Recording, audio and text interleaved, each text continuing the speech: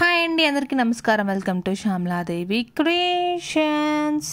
వారాహి నవరాత్రిలో last day 10వ రోజు అండి. ఈరోజు అమ్మకి ఉద్వాసన చెప్పేస్తారండి. ఈ రోజుతో అమ్మవారి పూజలు కంప్లీట్ అయిపోయినాయి. వారాహి అమ్మకి ఉద్వాసన ఇచ్చే ముందు అమ్మకి తాంబూలం చీర పెట్టి ఉద్వాసన చెప్తారండి. అమ్మవారి విగ్రహము ఫోటో ఎవరైనా పెట్టుకుని పూజ చేసుంటే ఆ ఫోటోని కదిపేస్తారు.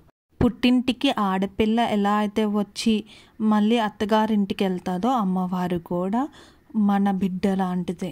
మన బిడ్డని అత్తగారింటికి పంపించినప్పుడు మళ్ళీ రమ్మని చెప్తామా, ఉద్వాసన కూడా అంతేనండి. అమ్మవారిని తన స్థానానికి వెళ్ళి మళ్ళీ పునరాగమన అంటే మళ్ళీ అమ్మవారు నెక్స్ట్ నవరాత్రిలో రమ్మని స్వాగతించడం.